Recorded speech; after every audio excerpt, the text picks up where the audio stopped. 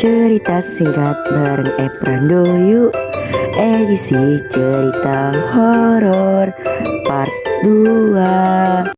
Oke guys, jadi kali ini aku mau ceritain tentang pengalaman teman aku yang rumahnya itu ada di dekat kuburan. Oke, ini namanya aku samarin aja ya, untuk nama samarannya itu adalah Alex. Jadi untuk teman aku Alex ini, rumahnya itu ada di dekat kuburan yang udah dimiliki keluarga itu beberapa generasi gitu, mungkin dari kakek neneknya ya. Dan mereka tidak pernah merasa takut dengan keberadaan kuburan di dekatnya. Namun ketika Alex berusia 17 tahun, dia mulai merasakan hal-hal aneh di rumahnya.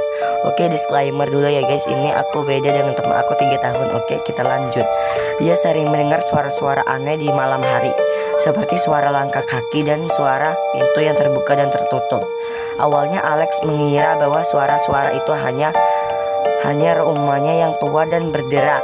Namun ketika dia mulai melihat ke jendela, bayangan-bayangan aneh di jendelanya ya, dan di pintu, dia mulai merasa takut.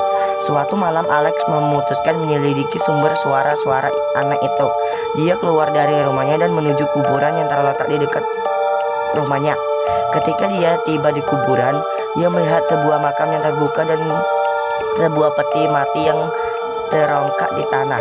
Tiba-tiba Alex mendengar suara yang sangat keras dan menusuk, seperti suara yang berasal dari dalam peti mati. Alex merasa sangat takut dan berlari ke dalam rumahnya.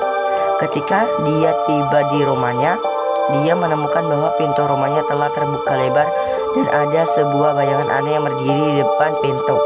Bayangan itu mulai bergerak mendekati Alex dan dia merasa sangat takut.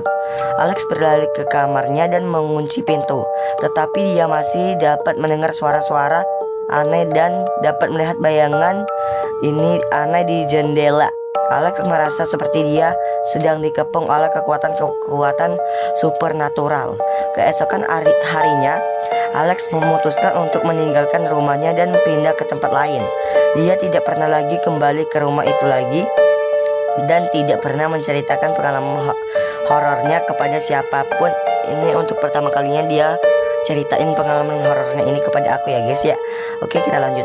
Namun beberapa tahun kemudian ada sebuah keluarga yang membeli rumah itu dan pindah ke sana. Mereka tidak tahu apa yang telah terjadi di rumah itu sebelumnya. Dan mereka tidak tahu bahwa rumah itu telah dihantui oleh kekuatan supernatural. Oke, cukup untuk cerita hari ini. Buat kalian yang punya cerita-cerita menarik atau cerita horor, silahkan komen, nanti aku jadiin cerita. Oke, segitu aja. See you next video.